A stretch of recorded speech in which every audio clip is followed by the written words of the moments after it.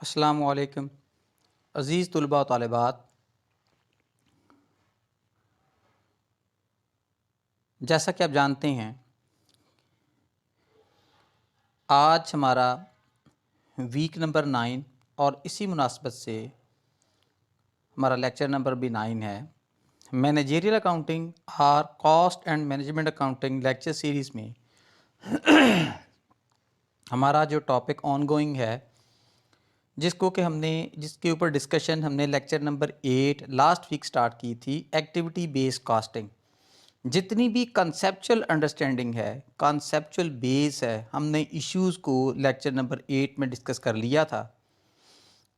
आज के लेक्चर में हम जितनी भी न्यूमेरिक कॉन्सेप्शन है, जितनी न्यूमेरिकल अंडरस्टैंडिंग है, कॉस्ट एलोकेशन है, इसको हम सीखेंगे। कॉस्ट को एलोकेट करने के लिए, यानी अपार्शनमेंट ऑफ एफओएच के लिए ख़ास तौर पे स्टूडेंट ये चीज़ ज़हन में रखें कि एक्टिविटी बेस्ड कॉस्टिंग का ताल्लुक उस कॉस्ट के साथ होगा जो कि एक्टिविटीज़ पे बेस करती है, और उस एक्टिविटी के वकूफ़ पज़ीर होने से ही कोई कॉस्ट जस्टिफाई भी होगी, कोई कॉस्ट इनकर भी होगी, और किसी प्रोडक्शन के अंदर या सर्विसेज प्रोड्यूस करने के अंदर उसकी एब्जॉर्प्शन होती है।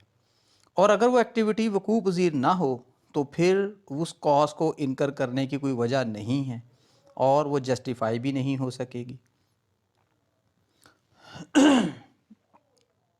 कॉस्ट काउंटिंग में जब भी हम कॉस्ट को एब्जॉर्ब करते हैं तो सबसे पहले हमने उस कॉस्ट की एब्जॉर्प्शन के लिए सूटेबल बेस का तयन करना होता है। यानी जब कॉस्ट अपार्शन करते हैं among different products, different stages, तो हमारे पास कॉस्ट बेस का या कॉस्ट ड्राइवर का मौजूद होना ज़रूरी है।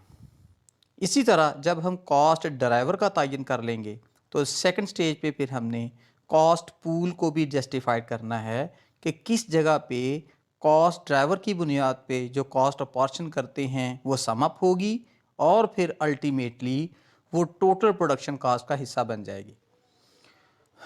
तो स्टूडेंट्स, आज के लेक्चर को मैंने दो स्टेजेस में तकसीम किया है। सबसे पहले तो हम कुछ कॉन्सेप्चुअल बेस यानी न्यूमेरिकल कॉन्सेप्ट्स को डिस्कस करेंगे कि जिसकी बुनियाद पे हमने कॉस्ट को अपॉर्शन करना है, जस्टिफाई करना है, कॉस्ट पूल तरतीब देने हैं या कॉस्ट ड्राइवर पे बात करनी है। और सेकंड स्टेज पे हम उस अपॉर्शनमेंट या कॉस्ट एलोकेशन प्रोसेस की बात करेंगे कि जिसके तहत हम कॉस्ट असाइन करते हैं अमंग डिफरेंट प्रोडक्ट्स।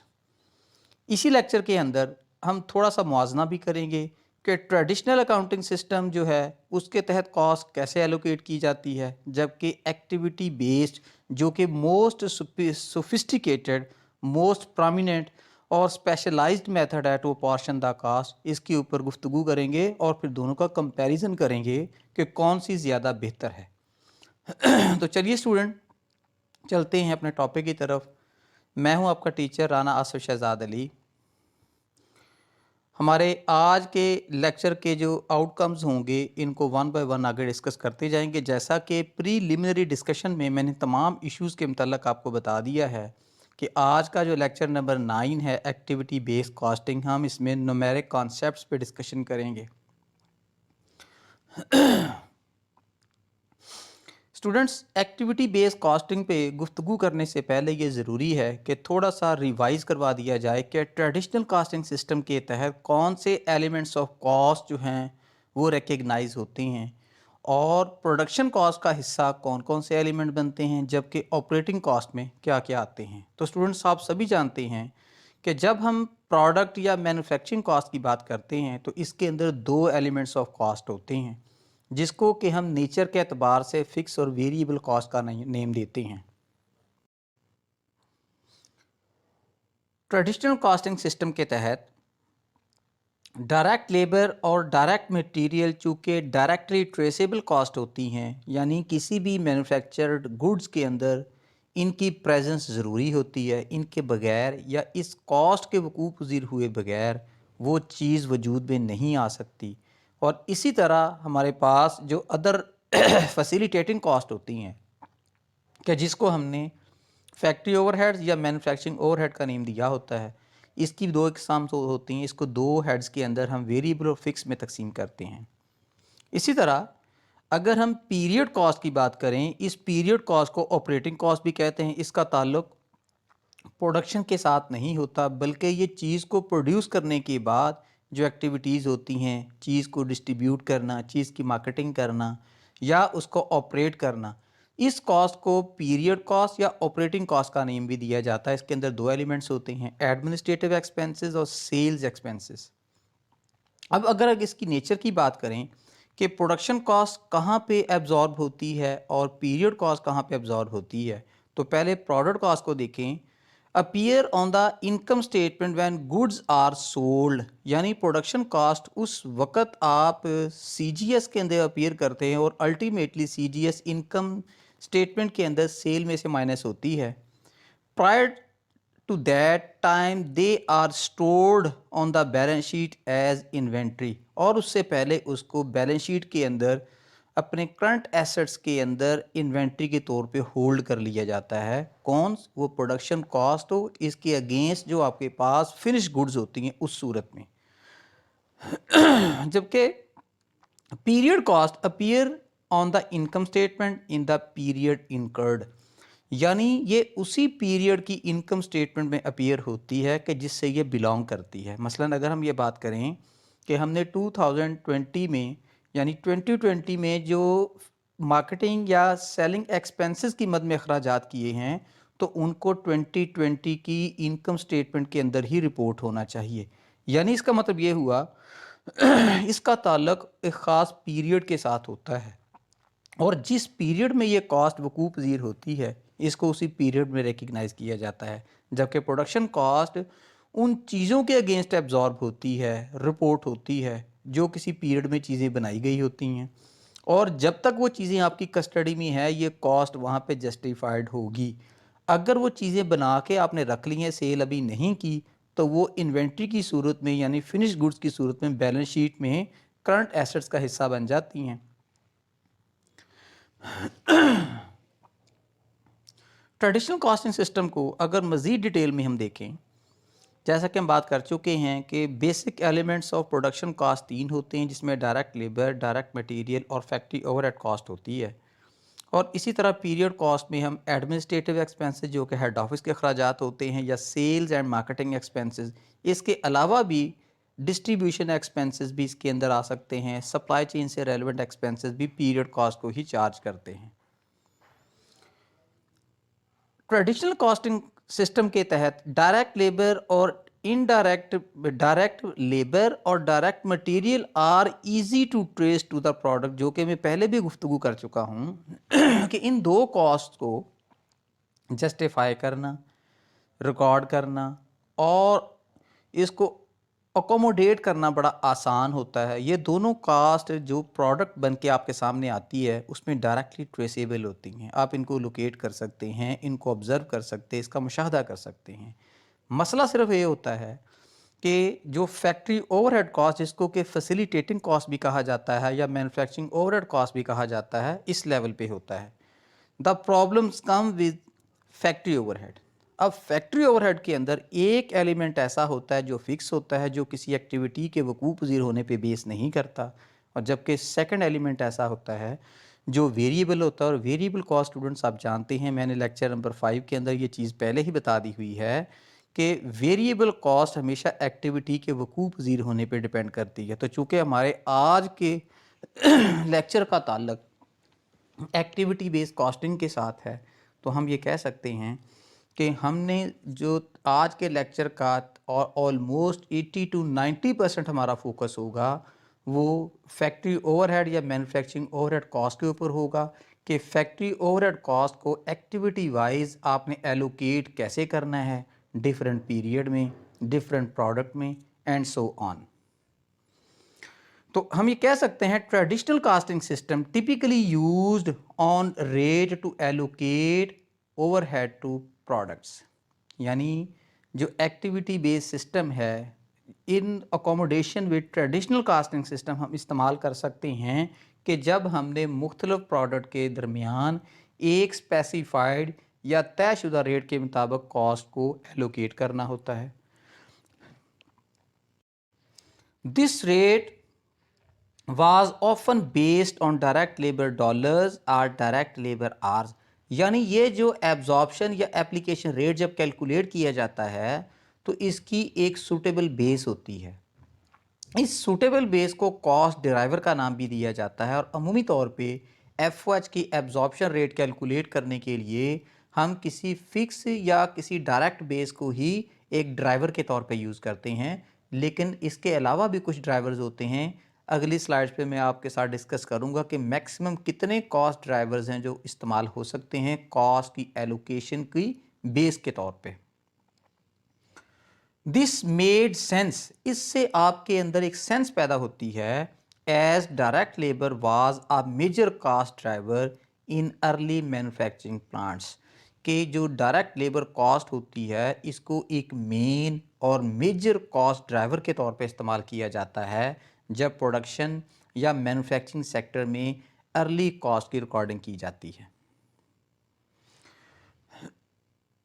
जब हमने ट्रेडिशनल कास्टिंग सिस्टम को इस्तेमाल कर लिया तो इससे हमारे अंदर एक सेंस डेवलप होती है कि जब ट्रेडिशनल कास्टिंग सिस्टम आपके मैन्युफैक्चरिंग सेक्टर को फैसिलिटेट कर रहा था, अकोमोडेट कर रहा था, तो इसके साथ ही हमें अलहदा से एक्टिविटी बेस्ड कास्टिंग सिस्टम मुतारफ़ करवाने की ज़रूरत क्यों महसूस हुई। तो डेफिनेट और डिफरेंट और ये तयशुदा बात है कि जब एक सिस्टम के अंदर मसाइल होते हैं, मुख्तलिफ़ वजूहात होती हैं, इश्यूज़ होते हैं, तो देन ही एक अल्टरनेटिव सिस्टम जो है वो डेवलप किया जाता है।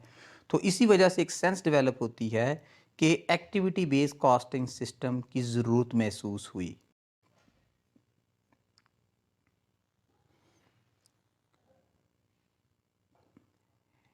यानी problems with traditional costing system, यानी ट्रेडिशनल कास्टिंग सिस्टम में कुछ मसाइल थे, तो उनको मद्देनज़र रखते हुए ही एक अल्टरनेटिव सिस्टम यानी एक्टिविटी बेस्ड कास्टिंग सिस्टम के मतलब थिंकिंग शुरू हुई, उसके ऊपर गौर व फिक्र शुरू हुआ और एक निज़ाम बनाया गया।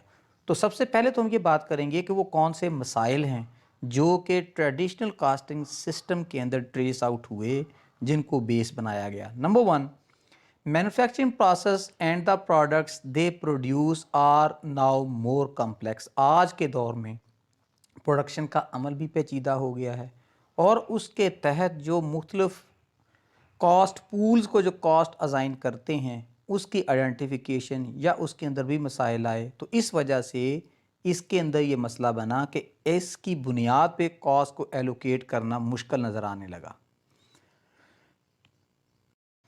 दिस रिजल्ट्स इन ओवरकास्टिंग और अंडरकास्टिंग। जब निज़ाम पेचीदा हो गया तो इसकी वजह से चीज़ों की यानी प्रोड्यूस्ड गुड्स की या प्रोडक्शन सिस्टम की या गुड्स मैन्युफैक्चर्ड के मतलब जो कॉस्ट एलोकेशन थी, कॉस्ट अपार्शनमेंट थी, कॉस्ट डिस्ट्रीब्यूशन जो थी वो पेचीदा हो गई। या तो उसको कॉस्ट हम ज़्यादा देने लग गए या कॉस्ट कम असाइन होने लगी, यानी एक ट्रू एस्टिमेट नहीं लग रहा था कि कैसे कॉस्ट किसी प्रोडक्ट के अगेंस्ट ट्रेस आउट की जाए। Complex products are not allocated an adequate amount of overhead cost. जो चीज़ें पेचीदा निज़ाम के तहत बनती थी उनकी प्रोडक्ट्स को एफ कॉस्ट की अपॉर्चनमेंट जो थी वो सही नहीं हो रही थी। Simple products gate too much, जबकि आसान चीज़ें ज़्यादा थी, उनको कॉस्ट असाइन करना भी आसान था। लेकिन आज के दौर में जैसे जैसे इंसानी ज़रूरियात बढ़ी, चीज़ें भी बढ़ी, चीज़ों की प्रोडक्शन के अंदर डिफरेंट मेथड यूज़ करने की वजह से पेचीदगी भी आई और जब पेचीदा चीज़ें बनती हैं तो उनके लिए मोर कॉम्प्लिकेटेड, मोर सोफिस्टिकेटेड मेथड्स की ज़रूरत थी कि कॉस्ट को जस्टिफाई किया जाए और एलोकेट किया जाए। टुडेज़ मैन्युफैक्चरिंग प्लांट्स, आज के दौर में जब इतनी ज़्यादा टेक्नोलॉजिकल एडवांसमेंट हो गई है, टेक्नोलॉजी बहुत एडवांस हो गई है, लोगों ने अल्टरनेटिव टेक्नोलॉजी पे काम करना शुरू कर दिया। एक चीज़ को बनाने के लिए डिफरेंट टेक्निक्स या मशीनरी या प्लांट्स इस्तेमाल होते हैं। तो इसको बुनियाद बनाते हुए कि हमने देखा कि काम मज़ीद कम्प्लेक्स हो गया है, तो अब प्लांट्स की बनावट और उनकी जो सोफिस्टिकेशन है, जो स्पेसिफिकेशन है, वो भी कम्प्लेक्स हो गई। तो इस वजह से भी कॉस्ट को एलोकेट करना ज़रा मुश्किल हो गया। आर ऑफन ऑटोमेटेड, अब जो मुख्तलिफ प्लांट चलते हैं वो खुदकार निज़ाम के तहत यानी ऑटोमेटिक चलते हैं, यानी उनके अंदर ऐसे सेंसर्स यूज़ होते हैं कि जैसे ही कोई एक्टिविटी होती है वो प्लांट ऑपरेट करते हैं, जैसे ही एक्टिविटी ना हो मेन उसके पास वो पैरामीटर्स ही मौजूद ना हों जो किसी कॉस्ट के वकूफ़ पज़ीर होने का बायस बनते हैं, तो वो काम ही नहीं करते। तो इससे एक सेंस ऑफ स्पेशलाइजेशन की ज़रूरत हुई, ट्रेंड लेबर की ज़रूरत महसूस हुई कि जो एक ख़ास मराहल से गुज़र के ट्रेनिंग हासिल करके काम कर सकें। Often make more than one product, और प्लांट ऐसे भी वजूद में आ गए जो एक से ज़्यादा प्रोडक्ट बना सकते हैं, यानी उसकी बनावट के अंदर, उसके सिस्टम के अंदर, उसके ऑपरेशन के अंदर, उसकी वर्किंग कैपेबिलिटी के अंदर पेचीदगी आ गई। उस पेचीदगी को हैंडल करने के लिए हमें मोर ट्रेंड पर्सोनल्स की ज़रूरत महसूस हुई जो उसके ऊपर काम कर सकें, और जो ट्रेंड पर्सोनल्स होते हैं उनकी लेबर कॉस्ट ज़्यादा होती है, उनकी सर्विस फ़ीस ज़्यादा होती है। जैसा कि हमने पहले बात की कि अगर आपकी लेबर हम एक मेन कॉस्ट ड्राइवर के तौर पे लेते हैं जब किसी भी प्रोड्यूस्ड गुड्स को या मैन्युफैक्चर्ड क्वांटिटी को हम कॉस्ट डिज़ाइन करते हैं, तो जब लेबर की कॉस्ट बढ़ जाएगी तो फिर उसका डेफिनेट से असर है कि आपकी उस बेस के ऊपर भी फ़र्क पड़ेगा कि जिसकी बुनियाद पे कॉस्ट एलोकेट होती है। Use proportionately smaller amount of direct labor, making direct labor a pool allocation base for factory overhead। जबकि अब जब चीज़ों पे ज़्यादा गौर व फिक्र शुरू हुआ और कॉस्ट ड्राइवर जो है वो दरियाफ्त किए गए और चीज़ों के मतलब सोचा गया कि जब किसी मैन्युफैक्चरिंग ओवरहेड की कॉस्ट को किसी स्पेसिफिक प्रोडक्ट को एलोकेट करना चाहेंगे तो हमारे पास और कॉस्ट बेसिस भी होनी चाहिए कि जिसकी बुनियाद पे वो कॉस्ट एलोकेट कर सकें। चूँकि काम तमाम के तमाम एक ही नौइयत के नहीं होते, डिफरेंट नौइयत के होते हैं, हमारे कॉस्ट पूल डिफरेंट होते हैं। तो कॉस्ट पूल्स डिफरेंट होने की वजह से हमें कॉस्ट ड्राइवर भी डिफरेंट या और के ऊपर गौर व फिक्र करना पड़ा कि हमारे पास ज़्यादा से ज़्यादा कॉस्ट ड्राइवर हों और उनमें से एक सूटेबल कॉस्ट ड्राइवर को सिलेक्ट करते हुए हम कॉस्ट पूल को कॉस्ट असाइन कर सकें। When manufacturing process more complex, जब ये बहुत ज़्यादा कॉम्प्लेक्स हुआ, then multiple allocation basis should be use to allocate overhead expense. ये मैं पहले भी आपके साथ बात कर चुका हूँ। जब निज़ाम के अंदर पेचीदगी आई तो और एलोकेशन बेसिस को दरियाफ्त किया गया ताकि डिफरेंट नौइयत की सोफिस्टिकेटेड या सिग्निफिकेंट नौइयत की कॉस्ट को एब्जॉर्ब करने के लिए, डिस्ट्रीब्यूट करने के लिए आपको और कॉस्ट ड्राइवर या कॉस्ट बेसिस चाहिए थे। इन सच सिचुएशन, इस किस्म के हालात में managers need to consider using activity based costing. जब इतने मसाइल सामने आ गए तो मैनेजर्स को एक स्पेशलिस्ट सिस्टम की ज़रूरत महसूस हुई कि जिसके तहत आप कॉस्ट को डिफरेंट प्रोडक्ट्स को, यूनिट्स को, प्लांट्स को जब आप एलोकेट कर सकें। तो हमें फिर एक्टिविटी बेस्ड कॉस्टिंग सिस्टम पे गौर व फिक्र करना पड़ा और इस तरह से एक सिस्टम वजूद में आया। एक्टिविटी बेस्ड कॉस्ट सिस्टम को जब हम एलोकेट करते हैं, अप्लाई करते हैं, तो हमें 5 मराहल में से गुज़रना पड़ता है। इन मराहल की वजाहत हम करेंगे। सबसे पहला मरहला होता है ABC कॉस्ट सिस्टम में। नंबर 1, सबसे पहले आपने overhead cost driver are determined. आपने डिटरमिन करना है कि आपकी कॉस्ट बेस क्या है, यानी कॉस्ट की नेचर को देखते हुए आपने कॉस्ट ड्राइवर जो है वो डिटरमिन करना है।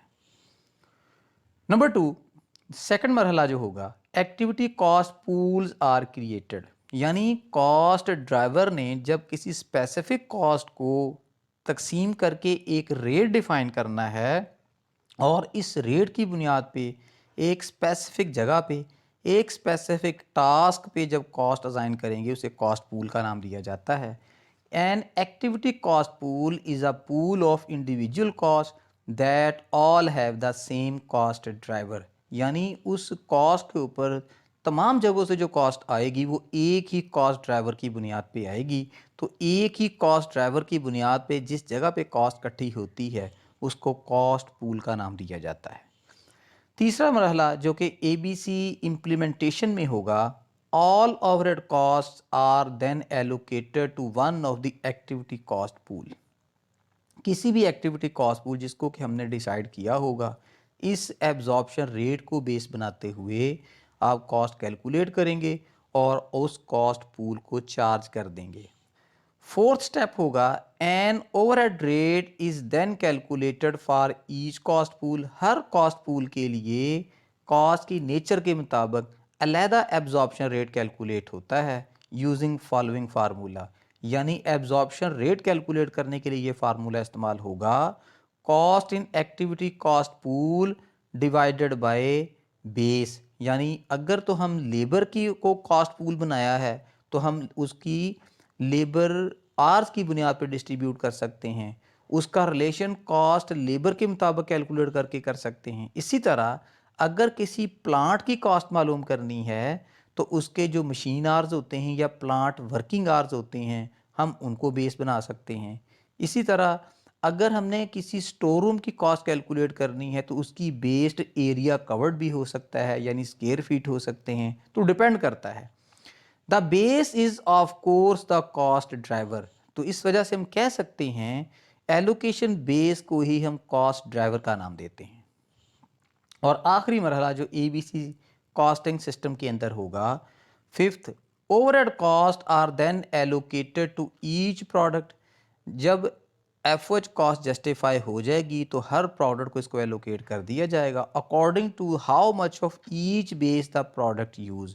यानी इस चीज़ के मुताबिक कि किसी बेस को उस डिपार्टमेंट ने या उस प्रोडक्ट ने कितना इस्तेमाल किया है। जब एक रेट तय आ जाता है तो जितना टाइम या जितनी बेस उस डिपार्टमेंट ने या उस प्रोडक्ट ने कंज्यूम की होगी उसको उससे मल्टीप्लाई करके चार्ज कर देंगे। तो इस तरह से ABC कॉस्ट सिस्टम 5 मरहलों पे मुश्तमिल होता है कि जिसकी वजाहत हमने इस स्लाइड में कर दी है। When do we use ABC costing system, यानी हमें किस वक्त ABC कॉस्टिंग सिस्टम इस्तेमाल करना चाहिए। Number 1, when one or more of the following conditions are present। जब इसमें से कोई एक या सारी की सारी कंडीशंस मौजूद हों तो हमें ABC कॉस्टिंग सिस्टम इस्तेमाल करना चाहिए। Product lines differ in volume, यानी जो मुख्तलिफ़ किस्म की प्रोडक्ट बन रही है उनकी तादाद मुख्तलिफ है। एंड मैन्युफैक्चरिंग कम्प्लेक्सिटी, और चीज़ों को बनाने का जो अमल है वो ज़्यादा कॉम्प्लेक्स हो, पेचीदा हो, तो उस वक़्त हमें ABC सिस्टम की ज़रूरत होती है। नंबर 2, प्रोडक्ट लाइन्स आर नमेरियस, यानी उनकी रेंज ज़्यादा हो।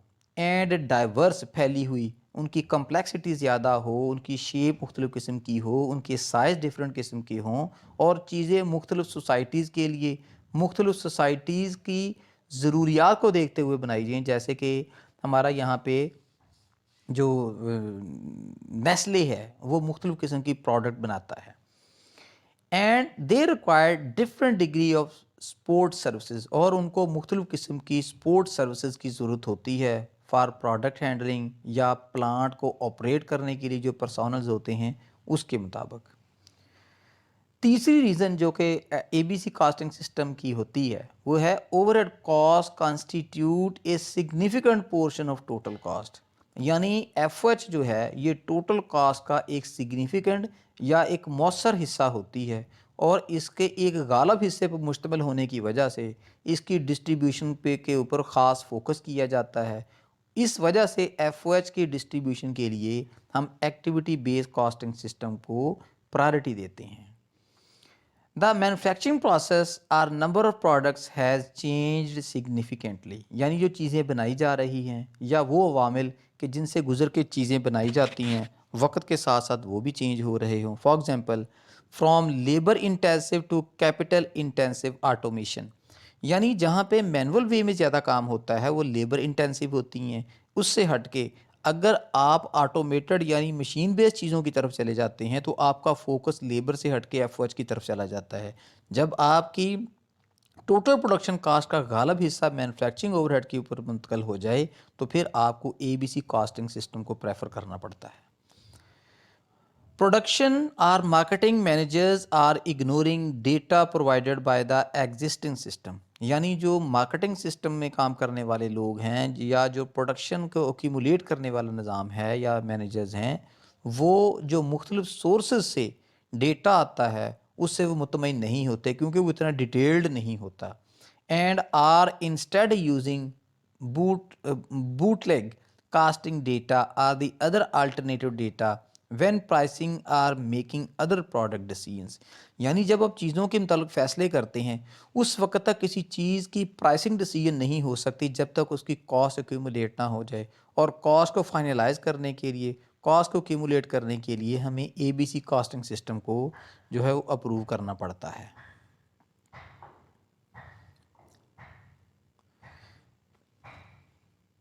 स्टूडेंट्स, अब हम बात करेंगे प्रैक्टिकल डिस्कशन के जब कॉस्ट को आपने तकसीम करना होता है, एलोकेट करना होता है, तो आपको सूटेबल कॉस्ट ड्राइवर की ज़रूरत होती है।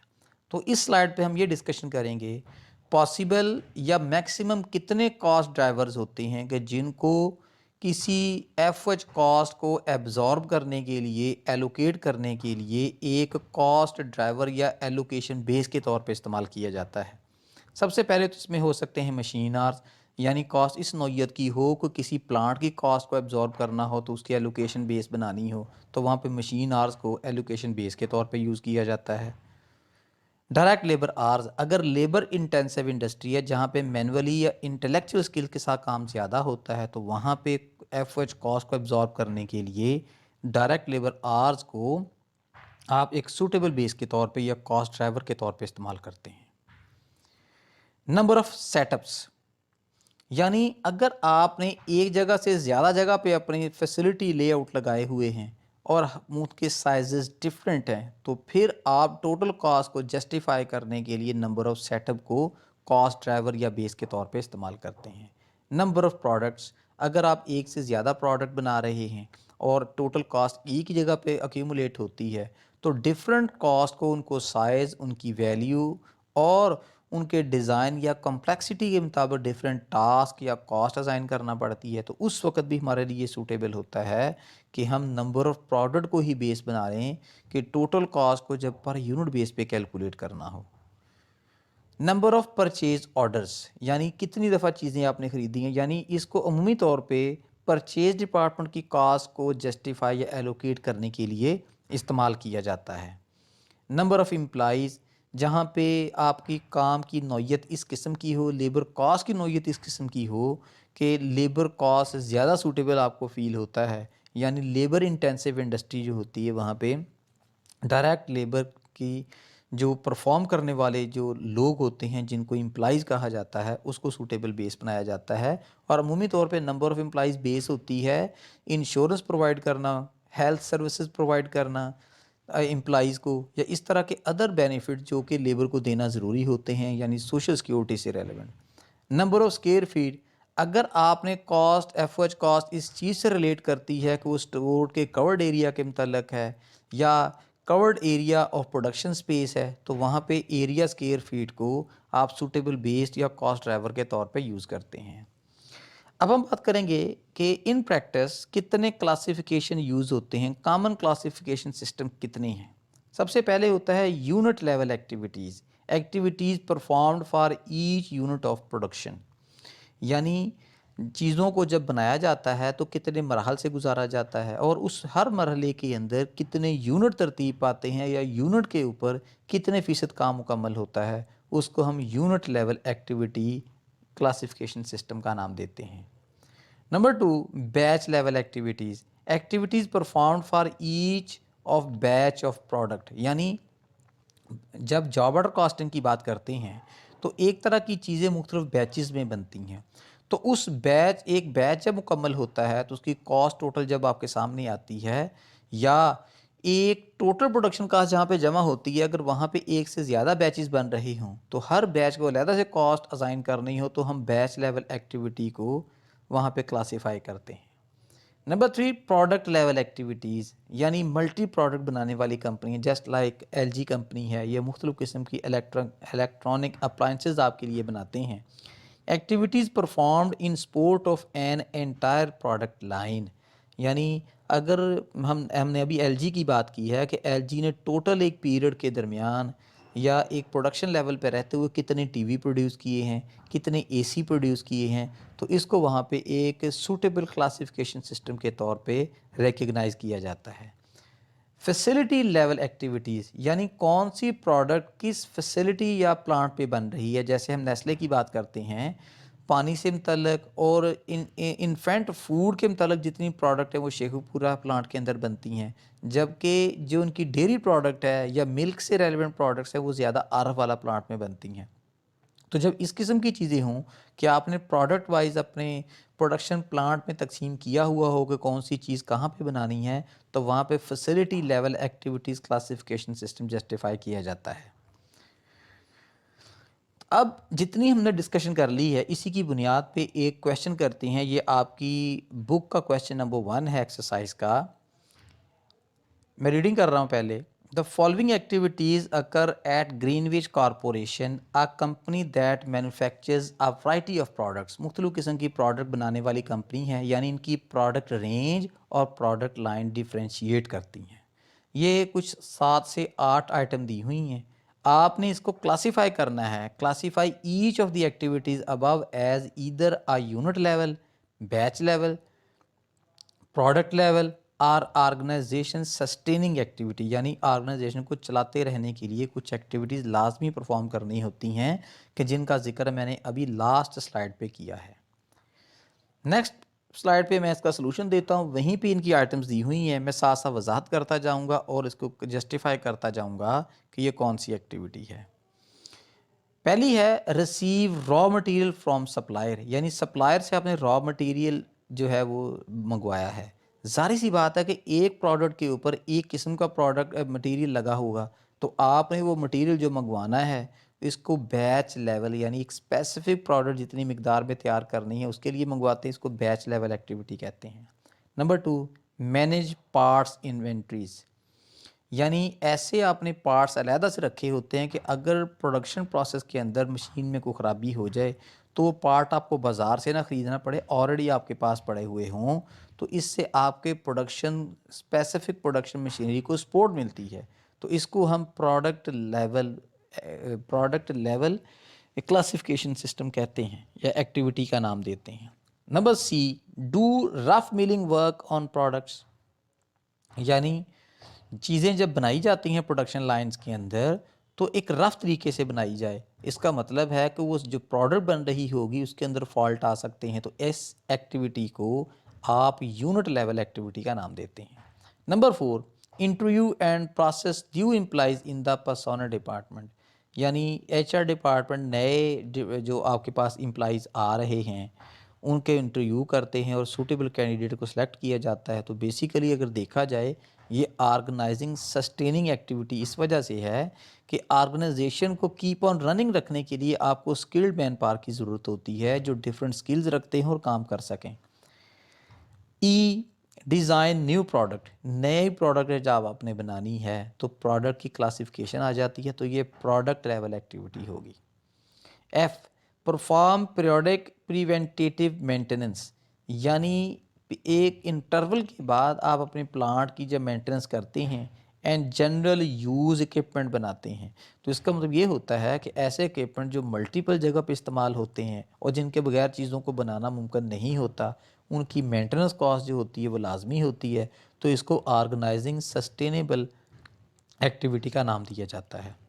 जी, use the general factory building, यानी जनरल पर्पसेस के लिए इस्तेमाल होने वाली जो फैक्ट्री है बिल्डिंग है उसकी एक्टिविटी। तो ज़ाहिर सी बात है तो आप बिल्डिंग बना लेंगे, चाहे उसको आप ऑफिस के लिए यूज़ करें, चाहे मैन्युफैक्चरिंग के लिए यूज़ करें, चाहे स्टोर के लिए यूज़ किए, लेकिन वो बिज़नेस की ग्रोथ के अंदर सस्टेनेबिलिटी के अंदर अपना रोल प्ले करेगी। तो इस एक्टिविटी को हम जस्टिफाई करेंगे ऑर्गेनाइजेशनल सस्टेनिंग एक्टिविटी। और लास्ट है issue purchase order for a job, यानी एक स्पेसिफिक जॉब के लिए आपने परचेज ऑर्डर इशू किए हैं। तो चूंकि परचेज़ हम स्पेसिफिक चीज़ों के लिए करते हैं, स्पेसिफिक चीज़ें मंगवाते हैं, तो वहाँ पे एक स्पेसिफिकेशन होती है, तो हम इसको बैच लेवल एक्टिविटी का नाम दे सकते हैं।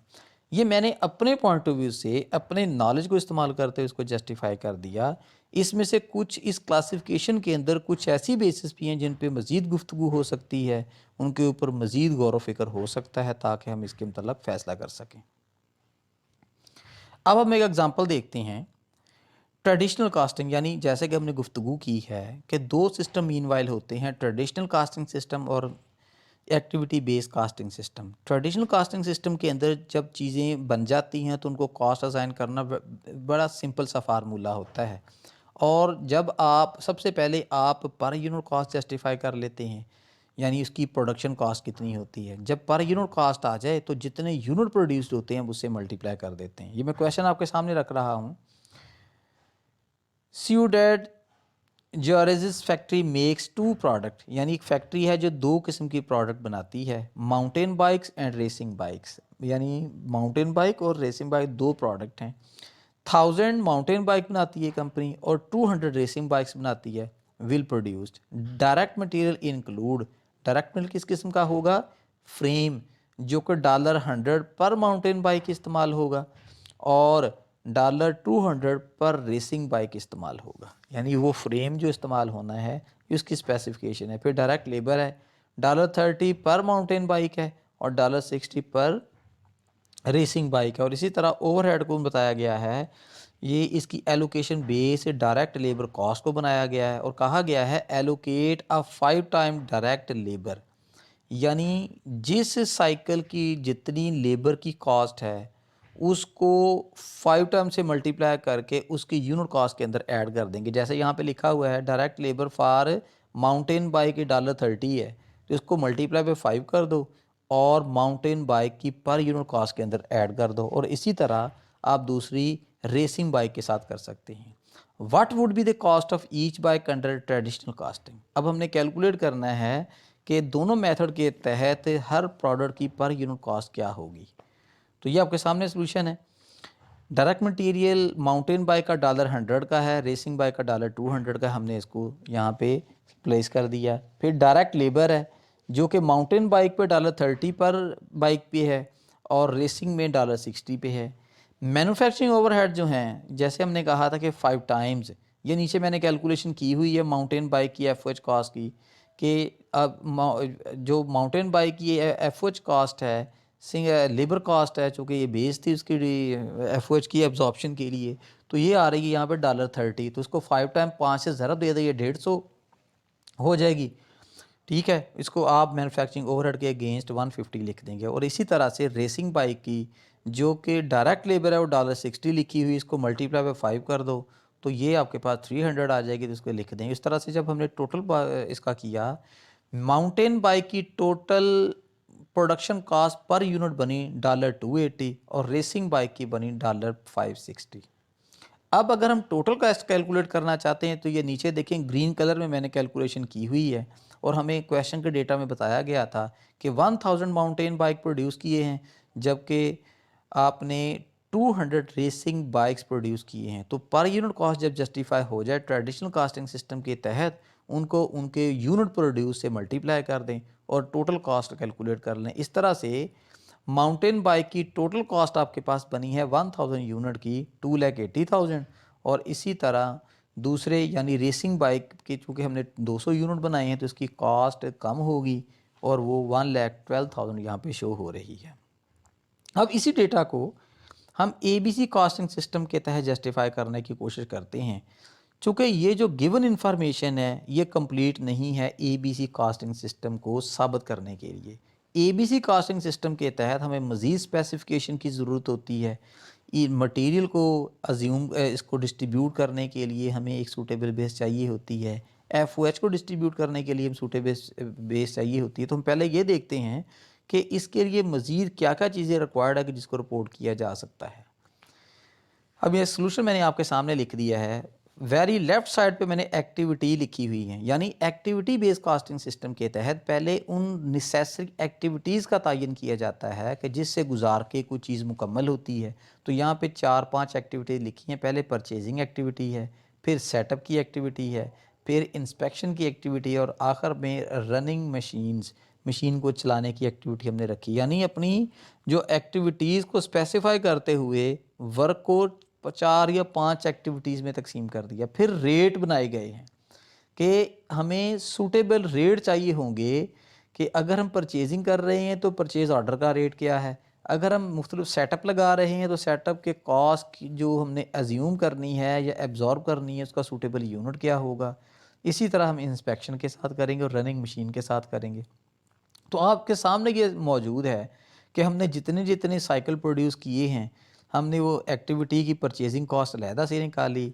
फिर हमने जितने सेटअप्स के अंदर ये 1000 साइकिल तैयार करने हैं उनकी कॉस्ट अलहदा से निकाल ली। फिर इंस्पेक्शन चेकिंग करने की, चूँकि ये कॉस्ट क्वालिटी मेंटेनेंस डिपार्टमेंट का होता है, उसको कर लिया। तो आपके सामने ये एक एलोकेशन हुई हुई, इसको गौर से देखें ज़रा कि cost allocated to mountain bike total जो बनी है वो 1,11,000 बन रही है, जबकि माउंटेन रेसिंग बाइक को जो कॉस्ट एलोकेट हुई है वो टोटल वो 99,000 बन रही है। तो यहाँ से एक चीज़ वाज़ी हो गई, चूँकि रेसिंग बाइक की क्वांटिटी भी कम प्रोड्यूस हुई थी, जबकि जो आपके माउंटेन बाइक थे इसकी क्वांटिटी ज़्यादा थी, तो इस वजह से इसकी कॉस्ट भी कंपैरेटिवली ज़्यादा है। तो ये mountain bike per unit cost जो निकल रही है, टोटल कॉस्ट जो कि इसकी 1,11,000 है, उसको अगर आप तकसीम कर दें यूनिट प्रोड्यूस जो कि 1000 इस क्वेश्चन के स्टार्ट में बताया गया था, तकसीम किया तो पर यूनिट माउंटेन बाइक की आपकी activity based cost manufacturing cost बन गई $111 और इसी तरह रेसिंग बाइक की ये बनती है जो अपनी 99,000 कॉस्ट टोटल कैलकुलेट की है उसको एक्टिविटी यानी 200 पे तकसीम कर देंगे तो ये आपके पास $495 पर यूनिट कॉस्ट आ गई, जो ऑलमोस्ट हाफ से भी कम है जो कि माउंटेन बाइक की है। तो इस तरह से स्टूडेंट्स हमने जो बुनियादी कॉन्सेप्चुअल डिस्कशन है और छोटी छोटी कैलकुलेशन है एक्टिविटी बेस्ड कॉस्टिंग से रेलेवेंट हमने कर ली। दोबारा से इसके अगले लेक्चर के साथ यानी ABC कॉस्टिंग लेक्चर 9.1 के साथ दोबारा आपकी खिदमत में हाज़िर होंगे, जिसमें एक सिनेरियो बेस्ड एक case study type question discuss किया जाएगा जो स्टूडेंट के अंडरस्टैंडिंग के लिए बड़ा अहम होगा। तब तक के लिए मुझे इजाज़त दीजिए। अल्लाह हाफिज़।